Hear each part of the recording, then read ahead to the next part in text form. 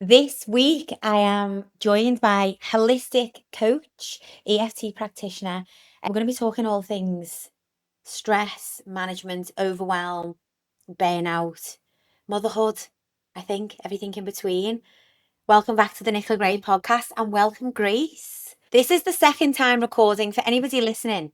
We've just recorded the first 10-15 minutes Yeah, and a technical issue. it was really good though.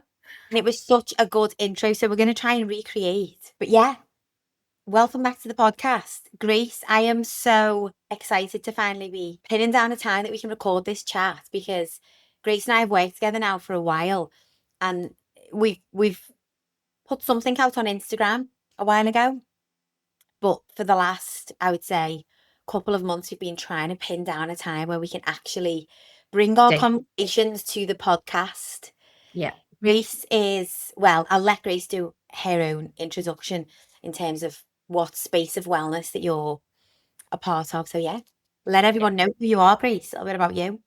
Thanks, Nick. So my name's Grace Walker. I am a holistic coach and EFT tapping practitioner and a Reiki practitioner. And I'll tell you a little bit about what those are in case it's words you've not maybe heard before. So EFT stands for Emotional Freedom Technique, sometimes called tapping because you physically tap on acupressure points on the head and upper body and the hands.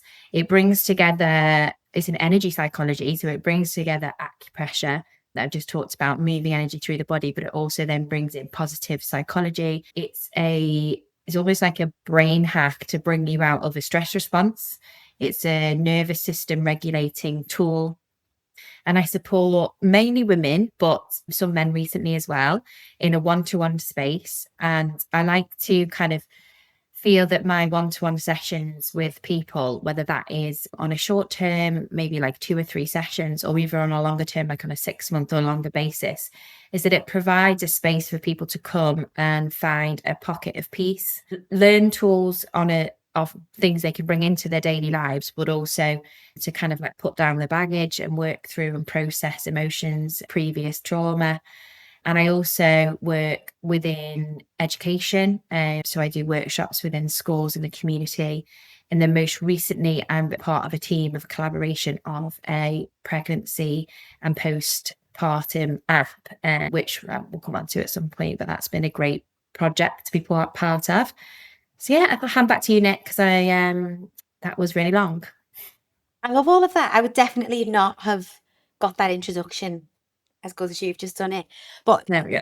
I always do a little unfiltered bit at the beginning of the podcast. And I said to Grace, you know what? Like, we've just jumped on here, started recording. We've known each other for a while, Grace and I. And before we hit record, I said, oh, it's been a week. It has been a week. Because she said, oh, Nick, your room looks nice and bright and you look all put together. And I said, don't let this deceive you. Yeah. I have inner chatter and just the overwhelm this week has been on a bit of a new level. And I decided that this is going to be the unfiltered like little intro into the podcast because really it's a big part of what we're going to talk about essentially is what Grace and I both see with our clients is that when we get down to the nitty gritty and we get under the surface level stuff, we are all actually carrying a little bit of baggage, feeling a little bit overwhelmed, dealing with a little bit of stress. And like I can just say lightheartedly, oh, don't let this deceive you because, maybe it is not such an intense level.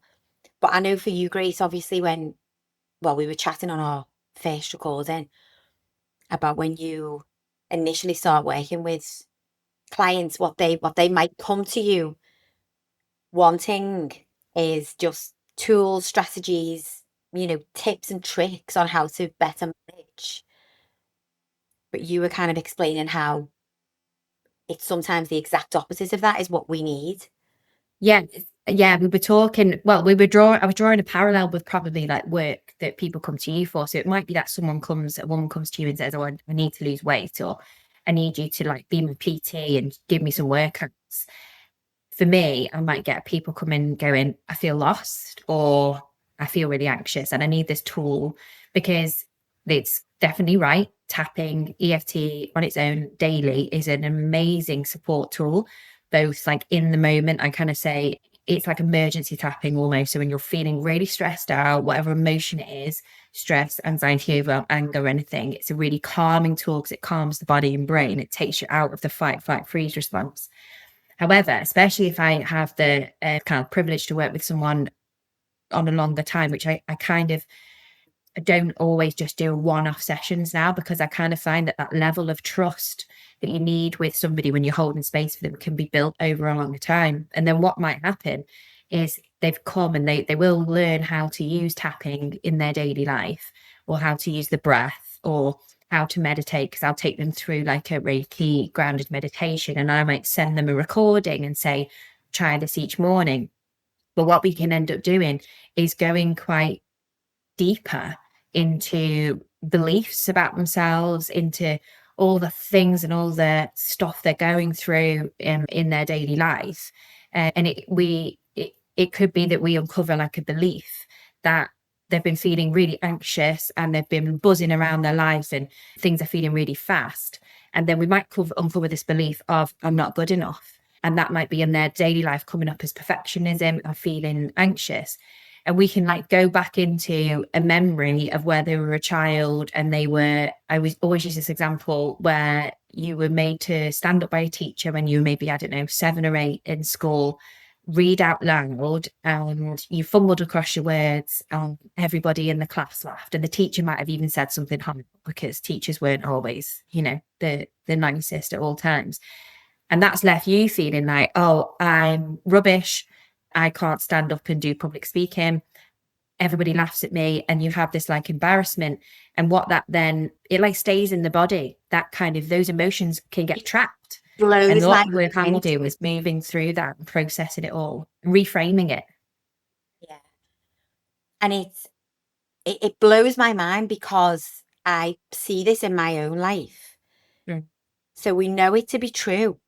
But also, I think sometimes we don't want to have to go to those levels. We just want to know, like, and it's the same with everything, isn't it? It's the quick fix.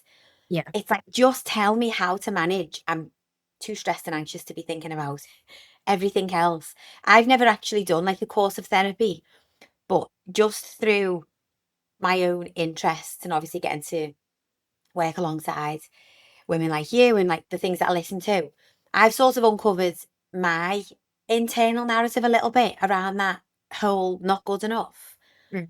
and like bit of vulnerable share, which I wasn't intending on sharing, but we'll just go with it. So I was bullied in school for, I want to say it was a short period, and it was when I was older. So it was maybe sort of like fourth and fifth year seniors. So it was when you get to that age and like what other people think about you, it matters. I say it Huge. wasn't a Yeah. big deal. I don't think my parents would even remember this moment in time. Maybe they will. I don't know.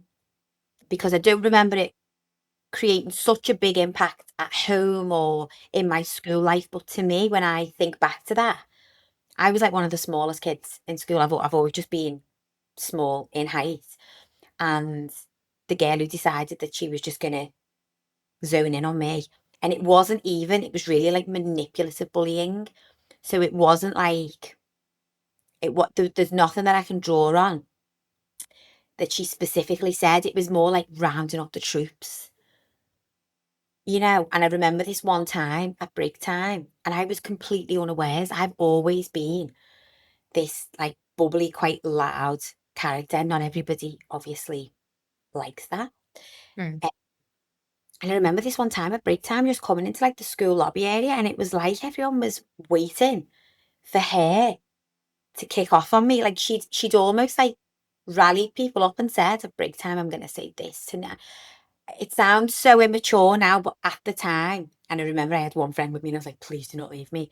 And it was weird because I wasn't fearful, but I was, if that makes sense. She was the tallest girl, by the way, absolutely towered over me. That's the whole me bring it to the conversation that I was Side. Yeah. tall. And looking back on it now, I've always been quite resilient. But the thing that I notice in later life is that I took from that situation, okay, Nick, maybe stop being so sort of like loud, and I'm just, my positive nature, which I Mm. it's not fake. It's I am genuinely that person who's like, and I've always Yes. been that. And but I just had to suppress that. And I see that now in like, the last 10, 20 years. And it's honestly only in the last 6 or 12 months where I've just thought, you are going to be too much for some people, Nick, and that's just going to have to be okay. Yeah. And Because, it's being okay with that, isn't it? Yeah. but this whole I'm not good enough sort of plays into like, so I might walk into a room, previous version of me, and I will be overthinking how to show up. Because I think if I be my authentic self, people are going to be like, oh, bore off. Do you know what I mean? But as well, probably what you just mentioned about what those girls say, it might have been like, oh, she's loud, or she talks really fast, or she's whatever. And then those things go round your head. You're like hearing those voices. And then sadly, sometimes they become your inner voice as well, because you like believe that. And I just wrote down trauma with a little t and trauma with a big T. So I Mm, think what you've just described then is a perfect example of trauma with a little t. And what I mean by that is, just to kind of explain that, is trauma. Well, Gabor Mate, if anybody's heard of him, he's written some amazing stuff. He says that trauma isn't what happened to you, it's how your body responded to it. Now, I've probably absolutely massacred that quote, but it's something along those lines. It's basically saying that like the same thing can happen to two people, and one person could be absolutely fine, and the other person could fully internalize a belief about themselves, and then that's then how they see themselves or the world. So it could just be that like the world's unsafe, mhm. and it doesn't have to be on the surface like something terrible, but you came out of that situation, and you've held on to that, and we've all got those situations, and we're never going to be able to prevent those. And many of them will be things that people probably say have helped them build who they are today in terms of resilience and things like that. But the more work you do, the more you can start to uncover things, and yeah, just peel back the layers, I guess, and sort of try and get to the root cause of some of these things. And they come up when you're ready. That's the other thing that I always believe. These memories like maybe come up when you're ready for them to, you know? Yeah, that's interesting. That's an interesting take. So, what got you into this? Because I know that this is not how you sort of like started out. No, Essen- well, okay, I'll do a little life history. I won't go on for too long. But I studied music at university. I went to music college. I don't know if you know that, Nick. I don't know if I've told you that. It's actually know that. No, so I went to music college and I studied music all through high school. And I guess the reason why I'm starting that is the start of my story, but it also then links back into kind of, well, some of my own issues. I'll try and thread it back, not issues, but some of the things that happened to me, but also my passion now. So I studied music at university, and I was always like very good at it. It was the thing that I was really good at, but I always had very low confidence on stage, especially singing. So I instruments were piano and voice, and singing was a big thing for me. I used to get very anxious going on stage, No, ask you stage to sing. fright. I Hey, what did you say? feel like I might ask you to sing, but I'm not going to. Oh, no, no, don't, I'm not ready. So I went to music college and became a music teacher. So I was a secondary school teacher for 8 years. I did a couple of things in between. Wasn't sure what I wanted to do. Did a few corporate roles, did a bit of traveling, worked as a volunteer in Kenya for a while. And that was when I was like, I want to work with children. It was like such a big passion. Worked in a secondary school for about 8 years. And then a lot happened when I was there. I had such a wonderful time, connecting with kids. It was my absolute passion to do that. But sadly, I lost my dad, well, 10 years ago now. And I was pregnant with my eldest son at the time. So he's 9.5. And I guess I would say that, so dad had cancer. And it was when we found out he had cancer that my anxiety was the first panic attack I'd ever had. My anxiety like reared its head, although I now believe that I always had this like underlying anxiety and it showed up in different ways. So, and our son had some health issues and I was grieving. It was a really tough time. And that was the first time I'd ever really had therapy, when I was dealing with my dad's illness and then after he passed. And then struggled after my son was born with depression, postnatal depression and anxiety. Again, went back into therapy. It was really supportive. Dropped down my hours at teaching, real kind of reassessing lots of different things. And our son had a lot of health issues as a baby. And I decided to leave the classroom. I went and did various things, started a couple of businesses, and I then went into business with my husband, which is still one of the roles that I do. We run like a big business together. And then COVID hit, which I'm sure we'll talk about in a little bit. And I just had my second son. My second son is 5.5. So he was born 2 weeks into the first lockdown, April 2020. And it was a beautiful birth, actually. Absolutely stunning, gorgeous birth. I had a VBAC because I had an emergency section and birth. So a really traumatic kind of experience. Sort of 4 years later, I had this beautiful birth. But, the world was closing down and the world had gone mad and all of that. And then I was left with a newborn, and then turned into, kind of 6, 7 month old, and homeschooling my 4-year-old. And the way I'll describe it is that everything was just like, how am I supposed to cope with this? And I had postnatal anxiety again. Yeah. This time got more, I just found different support this time. A lot of it was online because the world was online. And I found EFT. And the first time I tried it, I remember thinking, wow, like I just felt my anxiety levels come down physically really quite quickly. And then I then went on to kind of do a couple of sessions and courses with Sarah Tobin, whose workshop I found. This was like 2021. And then long story short, I trained in 2022 with her again. And then started taking clients quite quickly after that. I just absolutely loved it. And I absolutely just could not believe the effect it has had on my own life for me to process things, for me to work through some big traumatic things. I loved seeing how it worked with the case studies that I did. I love seeing how it worked with others. I then went on to train to be an empowerment coach, and I did my Reiki training all in 22 and 23 as well. And yeah, I think that brings us to kind of near where we are now. Still juggling like the two roles with the role of motherhood as well. So I still do work in our business, and then I work with, as I've said, clients on a one-to-one level and in schools still now alongside the boys. Yeah, I My two think, boys. so I think it was on the previous recording that we done, and we were speaking about how thriving women has come about. And Yeah. it's really off the back of these type of conversations and retreats and different spaces that we've been in, and maybe different women that you've coached and different women that I've coached. And we just see the importance of the health and well-being side of things and really meeting our potential. Because, and I don't know if you will agree with this and also see it, but people tend to, I see women tend to lean towards one or the other, and very few seem to be able to nail both in terms of, all the spiritual healing and the holistic side. It's like they're all in.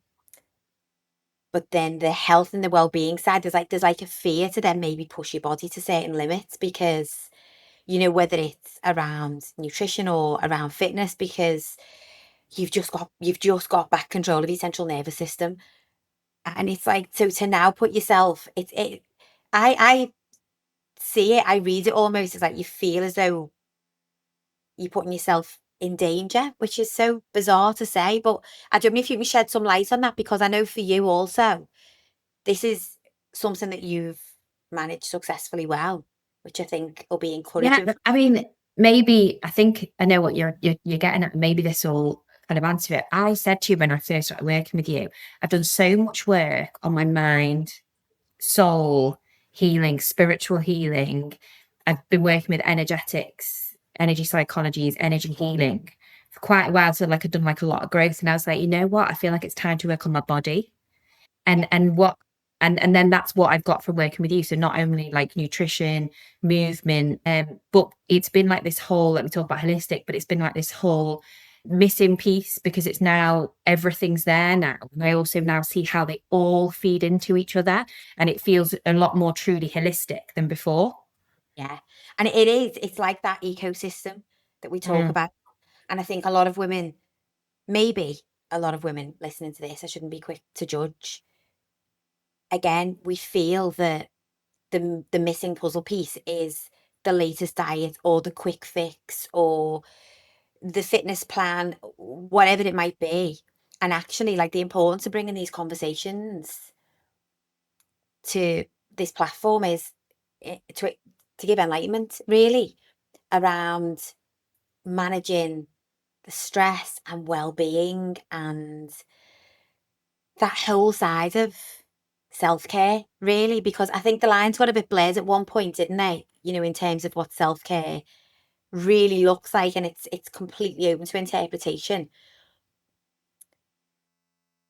But I think it's important to normalize both sides of health and Of well-being. health. Yeah, Really, definitely. you said something really interesting before we started recording around this perception, and I think most of us women feel it. We just should have it all together at all times. And if Yeah, we haven't, then don't talk about it. Just suck it up. Get yourself a glass of wine. Everything will be fine after that. This is what we tell 100%. ourselves. And then we just crack back on. And without realizing it, it's Friday just keeps coming around like thick and fast. And we're not processing anything. We're not getting any closer to our goals. We're on this constant hamster wheel of, okay, it's Monday. I'm definitely going to get my life together this week. And then it's Friday again because we're just playing down and actually suppressing what's probably really going on. Yeah, and it's a lot to kind of sit down suddenly and go, oh, I need to work through all of this, and I think the beauty is in the process. It's it's not about from getting to A to Z. It's for everything you pass on the way and everything that you pick up on the way. But one of the things that I have like a bit of an issue with in the wellness industry is the next like fad or tool or program or anything that's going to fix you, Mm. because I don't believe that we need fixing, and I don't believe that we need like there's not like a stage that we all get to. It's like, okay, in kind of my more like spiritual and kind of healing world, like, oh well, I'm healed now.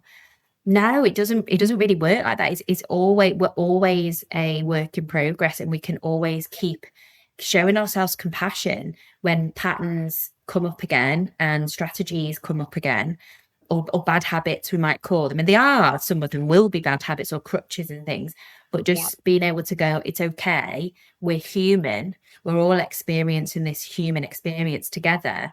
And one thing that a coach I've worked with before, she always used to say, life will keep on lifing. And it's so true, because you can be the most either enlightened or healed or have the best nutrition and workout habits in the world, and then, can I swear? I was about to swear then.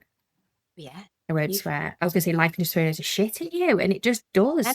And it's about having whether it's a tool like tapping or breath meditation program that I know you support a lot of your clients with, but still things can just shit can hit the fan, big stuff can happen, and it can really throw us into a huge, huge stress response. And if you're already like just keeping your head above water because you've got a very demanding job, you're wearing all these different hats, you've got children who have got different needs, and you're trying to show up in all these different places, and then something happens, it can really feel like you're sinking and drowning. I have gone off a bit of a tangent there, but the one thing that I just want to get across is like, you don't need fixing.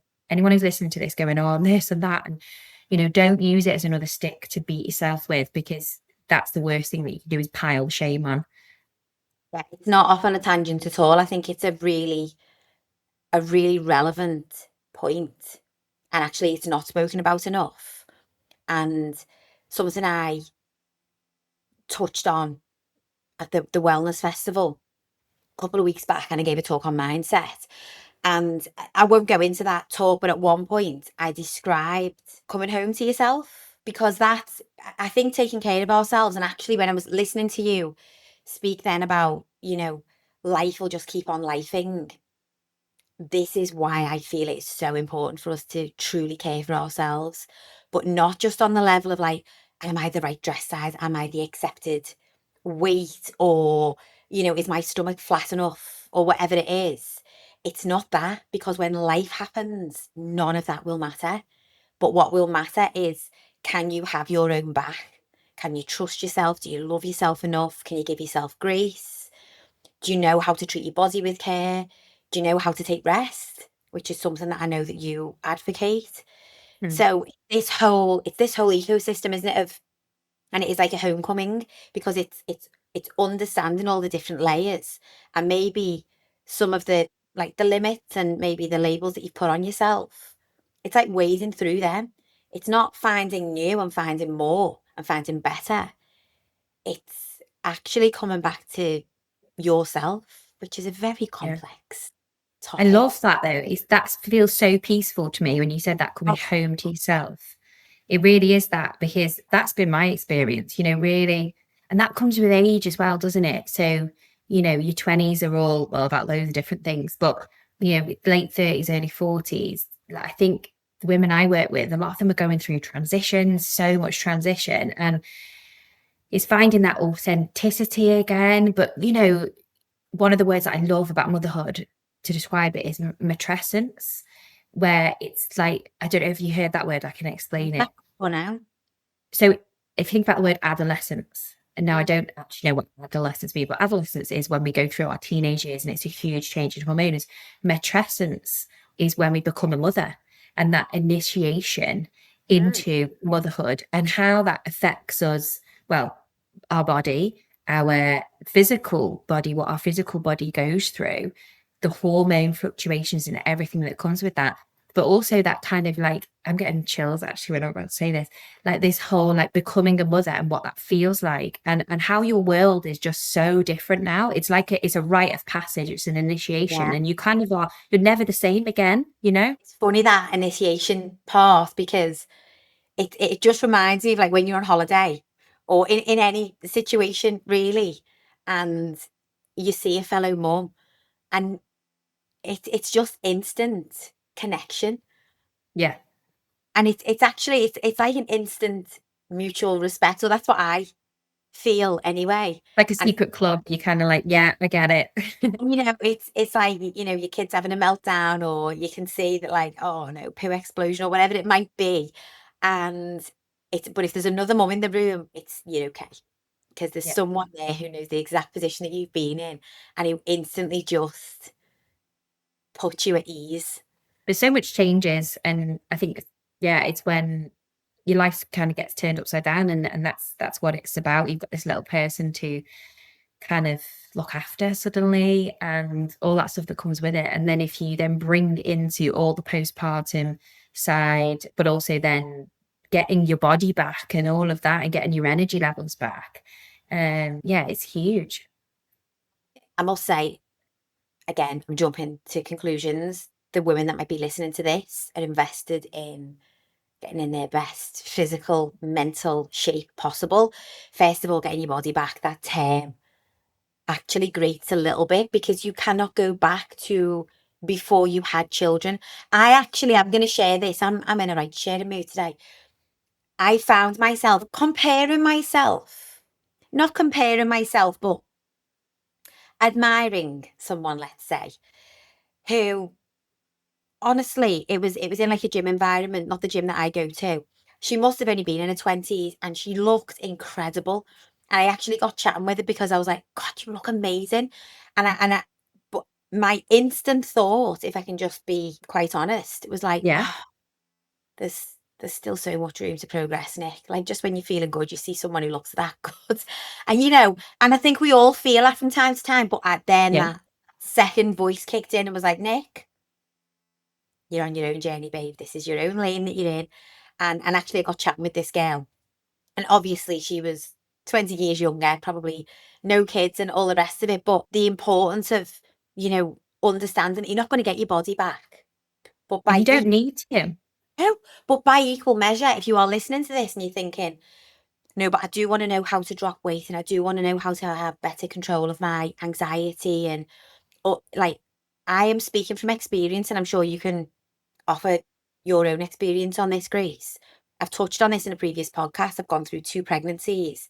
First pregnancy, a lot of overwhelm initially, trying to get the body back, and almost just show up in a way where I felt comfortable, which is really, it's just like what you want to get back to what you've always known and wear the clothes you've always been able to wear. And but I was at such a point of dis-ease with myself. Second pregnancy, I thought, I'm not doing any of that. I've got two little girls now who need me to just take care of myself, like truly. And honestly, the transformation in my body was wild. I got back in Wow. shape a lot quicker. I felt so much better. Felt strong, fit, healthy. None of these bad habits or self-sabotage. It wasn't appealing because the focus was just on taking the best possible care of myself and also totally appreciating that that was never going to look perfect. Yeah, and taking that pressure off yourself. Exactly. There's no such thing as perfection. And Yeah. it's about, being strong, healthy for our children, for ourselves as well. But yeah, your body goes through so much in pregnancy. Your body changes, and it's supposed to. And it's also about admiring that, like, oh my God, look at what my body has been able to do. It's been able to birth one, two, three, four babies. And it's been through a lot. And a lot of people's journey to motherhood is not linear and is not smooth all the time. And it can be traumatic. And what you go through is a lot. Your body, and then I guess let's bring it back round to then not nourishing your body and thinking about what you're putting in your body, how you're treating it, and that level of like self-worth, that like I am worth it. I'm worth taking all this extra care and putting in this Yeah. extra time. Deserved of the time. So Yeah. you noticed with your client base, maybe an increase or an uptake on just women who are maybe struggling with feelings of burnout or stress or overwhelm since sort of like, well, I know you only really got into it in COVID, but it's just becoming more and more accessible, isn't it, for us to work from home, be switched on 24/7, answer our emails upon, like literally upon waking if we want. We can work when the kids have gone to bed. Like, have you seen a strong correlation between the amount of women who are just dealing with constant overwhelm? Yeah, especially, yeah, I mean, you're right. It was since COVID, but I think the world changed during COVID, and it was almost like a collective traumatic event because Yeah. people actually lost family members and friends. The way that we were isolated from so many of our close friends and family, people giving birth in that scenario, it was very traumatic, and what our children went through as well, to not be in school and things. So I think it was almost like everybody was in a permanent stress response through Mm. through COVID. And then coming out of COVID, you then got this whole extra layer of like having to go back into social situations and feeling anxious about that. Or how do I have conversations? How do I, all of that? And one of the biggest things I've heard in COVID, on whether it's different podcasts that I've listened to or different people I've talked to, is the amount of people whose alcohol intake went up in COVID. And that was definitely, I mean, I was pregnant right at the start of COVID, and then I was breastfeeding. So I couldn't like drink loads, but then as the babies got older and stuff, like that is definitely when like my levels of drinking like went up. It because and I saw it in other people, because everyone was like, oh, there's nothing else to do, or it's stressful or whatever, and I've heard It that a was lot. I think it was really hard as well to differentiate week to weekend, other than, Yeah. you got maybe a little bit of downtime from working from home at the weekend, actually, because I think eating habits massively changed as well. Because where we would normally maybe have like the fun tea or the takeout or whatever on the Saturday, it was just like every day had merged. And you're right, it was so accessible. It it was associated with, you know, de-stressing. Yeah. And this is absolutely, it's got to be in the top three, if not the top two, biggest struggle I see with women, specifically women, I would say, in our 40s, when we get chatting about where you are now, where you want to get to. And then we look at the weekly routine, and like the struggle is with alcohol. And Mm. women will still say now, this started in COVID and it's actually been going on for years.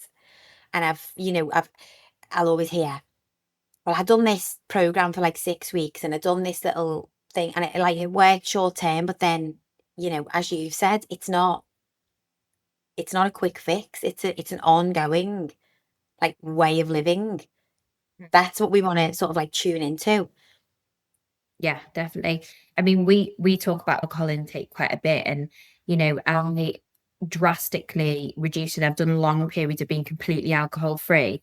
But if I think back to kind of, you know, like even before COVID, how just drinking a glass of wine as a de-stress, especially when I was teaching, it's huge. I mean, I don't want to generalize, but I think in stressful roles, if that's like teaching, even like doctors, nurses, especially when people work in like health and stuff, it's such a crutch for stress relief, wine, especially in this kind of like mummy wine culture that I was totally like bought into after the birth of my first son. Definitely, it was kind of like that's how you de-stress. And yeah, have prosecco at play dates, and One meter. it's yeah, that's me. That's my me time, and I'm going to go out with the girls, and we're going to have a few bottles of wine at dinner, and that's what we're going to do. And I think as you get old, there was like something in the back of my mind for such a long time kept saying to me, like, take a break from alcohol, take a break. And every time I like spoke to people, they were like, oh no, you don't drink a lot, you don't really drink much and stuff. But there was just something in me that was like,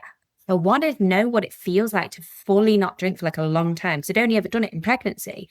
And you Yes. feel really good most of the time in pregnancy if you're not mourning sickness. And I thought, I'm going to try it, you know? Yeah, I remember that sort of like stage when we Mm, start, because you and I sometimes will hold each other accountable on this one. Because actually, and I think I said this inside of our coaching community, but I have spoken about this on the podcast. I didn't drink for the whole summer this year. But yeah, I remember saying to you at the beginning of June, okay, let's do it. Let's do the next 2 months or whatever it was. And I knew in my mind that I had a holiday coming up. But I didn't say that to you because I thought, I'm not going to give myself like Nick, if you're going to commit, commit. yeah. And let's just see where it takes us. But I think it's a tough one, isn't it? Because we do romanticize sitting down, having a nice glass of wine, having a glass of fizz. And it is in the moment. I get it. It is. It's a nice way to end the day, to round up the day, to spend time. But if on the other side of that, you feel as though you're walking through thick, sticky mud all week, low on energy, high cortisol, really sort of like maybe short temperament, not sleeping well, can't get a handle of eating habits, all of these other things that we see as a byproduct of like, okay, what are we doing of a weekend actually that we could maybe do a little differently to sort of just break that seal? And a lot of the time, it does come back to that. Yeah, because so I would look at alcohol and I'd be like, from a health perspective, and I'd look at what the NHS guidelines said, which I think recently have changed, but they were like, oh well, I can drink this and it's healthy. And I'd also look at it in calories, which is what a lot of women do. Oh, okay, we'll have a gin and slimline because it's not a lot, or I'll have a prosecco. Or what do I not need to eat today so I can have 4 glasses of But prosecco? that mindset of most, I would say. Yeah. And I was in that for a while, and it probably worked. It did work for a while and whatever, but your body changes. But for me, it was starting to notice how my connection with alcohol was stress. It was stress relief. Yeah. It was also completely ingrained in me that you can only celebrate with alcohol as well. Because I grew up in like, well, we were a similar age, like at uni and like late teens, it was all about like going out partying and drinking. And it was so ingrained in culture. And I'm really glad to see that that is changing. Going off on a tangent again. But when I took a break from alcohol, so the first break that I did was nearly 3 months. And that was probably, what year is it? It was over a year ago. Yeah, it was around my 10th wedding anniversary. So it was like 2024, around Easter. And I had a really terrible hangover. Because of our 10th wedding anniversary, we had a really fun night. And I've been trying to limit my drinking, and I think that probably happened because I probably drank a bit like I used to but I've been taking all these Out of stints, so nowhere. it just totally went to my head. I had the worst hangover, and you talk to people who are either completely sober or limit alcohol, you talk to them often, it's like this one memory, and that's the memory in my head. And I was like, I'm never drinking again. So it did take a whole 3 months, and I felt great. And then I was like, okay, well, I'll just have like a glass on holiday, and I'll Yeah. just kind of, and I remember going on holiday. This was just before I started working with you. And I only only had, you know, 1 or 2 glasses of fizz a night, which for the old drinking version of me on holiday would have drank a lot more and probably been fine. And I just felt this real sense of lethargy, like anxiety again. And I was like, whoa, like my anxiety's like come back. I'm having to use all like my tools, you know, all this sort of thing. And I just felt like quite ugh when I came back. And that was when I started working with you. And then I did a full nearly 5 months alcohol free again after that. And I felt amazing. And then I had a bit of a tough year this morning. My mum had an accident and she's doing really well now, but we'll maybe talk about this in a little bit. But since then, I then dipped in only like a glass of wine here and there, you know, a bit like, oh, you only live once, you know.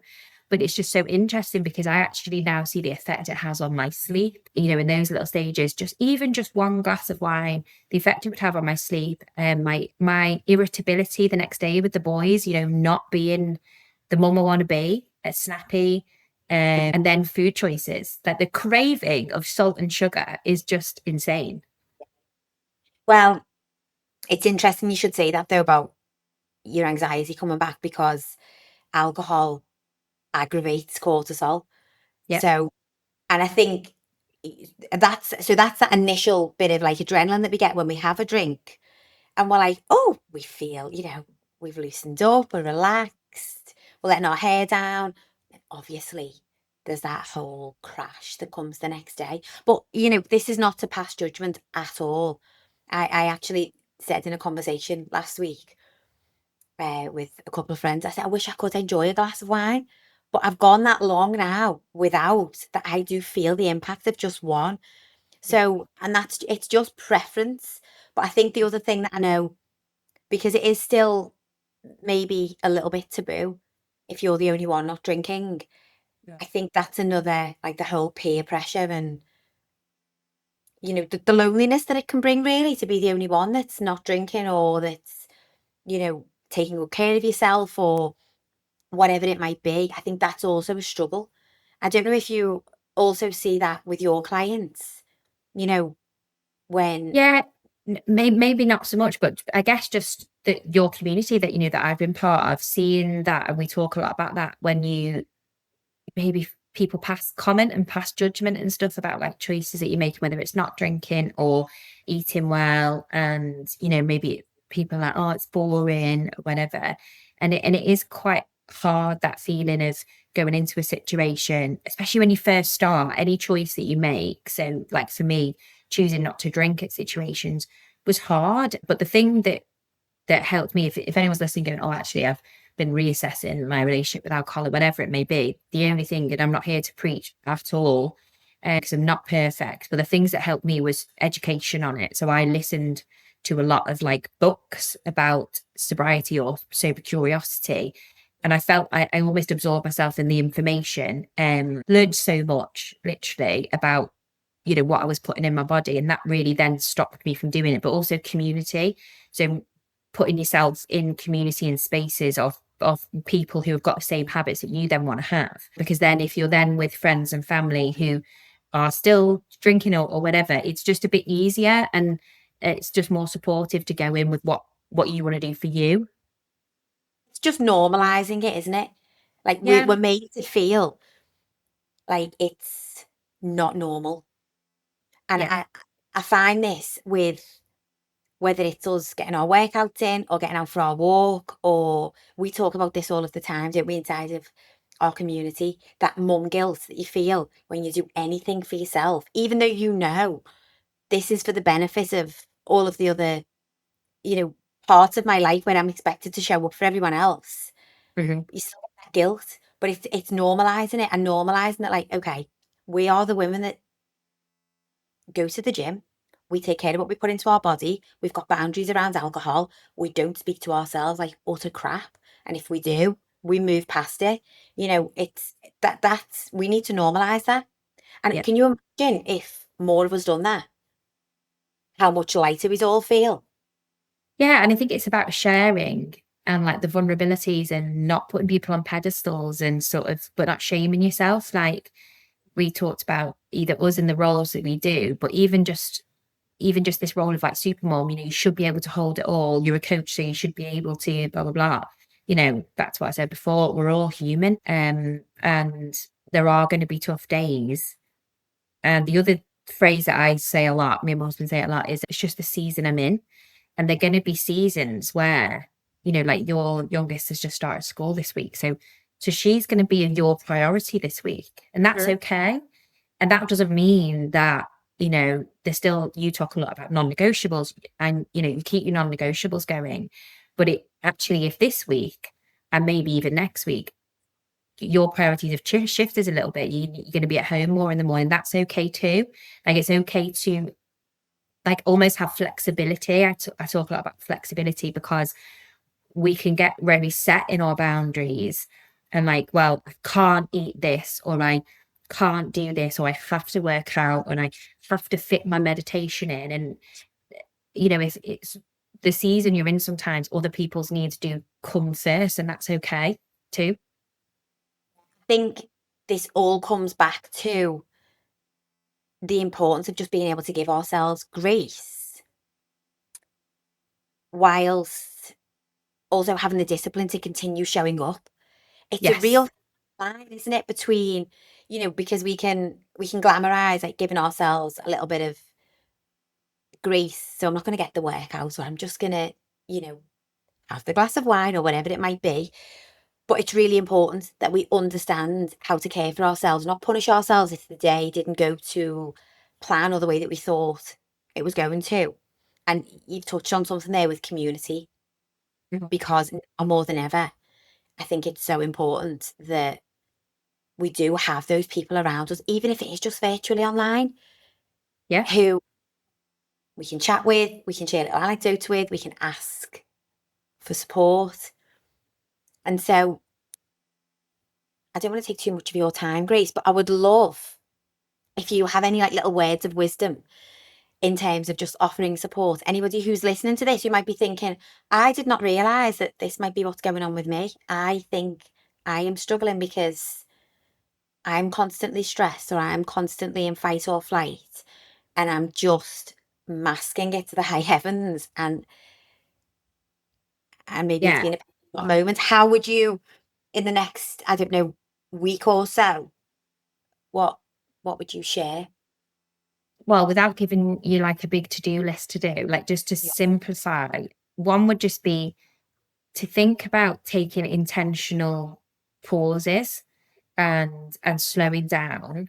So even just slowing down how you're like moving around your day, because we will often, as busy women, mothers as well, if you're a mother as well, you're buzzing around all the time. So trying to just find an intentional time to for you. And then one of the things that I love to do, I talk about it a lot, is to use nature because and the outdoors, because it's free and hopefully it's accessible to everybody. Even if you've not got a beautiful garden space or anything like that, if you're able to stand outside and get some fresh air in your lungs, if you're able to stand on natural ground, so whether that be grass or even like wooden decking or like stone, bare feet to really, really ground and to take some intentional breaths. I would love to introduce people to add in some tapping with that. You can tap and breathe, and people can come and find me. I have free videos on my page and stuff for that. Just to really just take a minute and almost bring in that like mindful pause where you can ground and regulate yourself. So regulate before you then go on to make a decision or react or respond to anything. Like I talk a lot about regulation first, Yeah. regulate your body first, decision next, regulate first, action next. And do you think it's important to practice that daily, even on the days when you feel like, oh, I'm actually okay today. I don't think I need to. I feel okay. Do you think it's important to still stay consistent with that practice, or is it just something that you dip in and out of? Or Yeah, I think so. I think I talked before, it might have been on the other recording, that I talk to people about we talk about tapping, preventative tapping and then emergency tapping. So you've got okay, like in the moment, you could tap and take deep breaths to calm yourself down. But actually, I think if you are doing it intentionally every day, it's like Lego blocks. Like it's going to build these blocks of your nervous system because you're continuously reminding your nervous system that it's safe, that it's taking you out of the fight, flight, freeze. And remember, anything from a notification on your phone, one of your kids shouting at the top of their voice, or that the washing machine being on really loud can set you into fight, flight. Your nervous system can respond. Everybody's is different. So it's just this continuous reminder, signals to your body that it is safe. And even just tapping, those of you that are watching, like, so tapping on the points and saying, I am safe, everything's fine, all is well, I've got this, whatever your affirmations may be. But I do, because the other thing that then happens is not only is it a continuous reminder to your nervous system, and it'll get better each day with these Lego blocks, like the stacking, it also stacks the habit for you, which comes on to a lot of the work that I know you do, which is Yeah, like that just consistency. love that. I think I'm going to try that this week. So I've tried to build in grounding as best that I can. It's not always intentional, get out and stand there for a minute and look at the sky because that's beautiful. Sometimes it might just be if I'm going to hang the washing out, I will go out in bare feet. I'm mucky, I'm wet, and I think, oh, what's the worst, Nick? You've got to give your feet a wipe when you get in. I get over it. Yeah. Even if I've got to walk outside for anything, and it's just in my own back garden or something, I will go out in bare feet. I would never have done that previously because, you've just had a shower or whatever it might be. And I'm like, oh no, the benefits of getting my feet on the ground outweighs. And it's if you're listening to this and you've not tried it, it's like it's like an imaginary, this is what I visualize anyway. It's like a gold beam coming through the floor, even if it's not that intentional standing on the grass, taking a deep breath, even if it is just feeling the ground under your feet whilst you're hanging the washing out or whatever. But I think I'm gonna try to adopt that in my week this week, just taking a little moment to pause. I'm really trying to work on my own morning routine, change things up a little bit, just with Mm. Isadora starting school and just knowing that, like, okay, it's okay if things change. It's actually positive Yeah. to Yeah. mix things up. I also think, this might sound contradictory to kind of what we've already said, that, consistency is really good and all that. And I do believe that. But I also fully believe as women, we're cyclical beings. Mhm. We're on a cycle. We're on a 28, 32-day cycle, let's say. We're cyclical. And what comes with that is embracing change and embracing how we feel at different stages of the month. Yeah. And I love to like think about like the seasons. I've already said about the seasons we're in, but summer into our like inner autumn and our inner winter, that even happens in a monthly cycle. I love like working with the moon, so how that like affects everything that's going on. But we're not necessarily made to be these robots that do the same thing every day. And it's safe to step out of certain things and try different things. And I would find myself being like, yeah, because I was walking on, I know you just got a walking pad, and I've had a walking pad for ages, and that was part of my routine all of last winter. I would Yeah. go on with my coffee and I'd watch the sunrise, and I just loved it. And I would tap at the same time. And then, in the summer that changed because I would then come outside. We actually put the treadmill outside, which was great. But outside, or I then found myself going, oh gosh, I've done yoga every morning now for like the last Yeah. week. And it's okay to like flow with these different seasons of life. Just removing this image of perfection whilst Yes. always staying anchored into, I'm showing up for myself Yeah. in a way that feels good, meets me in the season that I'm at. You'll have heard me talk about, if you're listening to this now and you've been in fat loss mode and calorie deficit mode and whatever else it might be for the year up until this date. Because I think most women at all points in the year feel like they're on a diet and then they go on holiday and they're off the diet and then they're technically always on it. And I would say, actually, if that's been you up until this point, be willing to do things a bit differently. Be Mm. willing to just embrace what it feels like to look after yourself and take care of yourself without it having to be perfect or be the least amount of calories or, as you've said, be these same specific routines every single day because it just gives us something. It gives us a black and a white then. So you either feel on plan or off plan. Yeah. And it's And that that's the amazing part about this. creating it as a lifestyle is that there is no on plan or off plan. It's living. Yeah, it's life. And the byproduct of all these choices is how great you're gonna feel and how great you're gonna look, but yeah, I think that's really important, that flexibility, and willing to move and do the right things. For me, the like the non-negotiable part is always like water a lot through the day and some form of somatic movement. So whether that is physical movement of my body, walking to regulate, whether I tap in the shower. These are like, I guess I'm trying to give little tips here of like busy life, especially if you've got Yeah. young kids. Can't always like get up and get to the gym. Like it's not possible. So little micro things I would do is, walking past been a game changer because getting out in the mornings was really tricky for my boys' needs, me going for a walk. So the walking pad, tapping in the shower with deep breaths, because it's like combining two things. That's a habit stack right there, isn't it? Like doing like a bit of movement whilst I'm waiting for the kettle to boil if I can't do anything else that Yeah. morning, but it's still moving because I know how good it makes me feel. Would you like to let everyone know before we close our conversation where is the best place to find you, Grace? Oh, yes. So I'm on Instagram and tapping with Grace. My website is www.withgracewellness.com. And yeah, that's me. I live in Chester, but I work both in person. I have a treatment room in Chester, but I also do a lot of Zoom. I work, God, what's the word? I thought distant. So been lucky enough to support clients internationally, like all over the country and around the world. So yeah.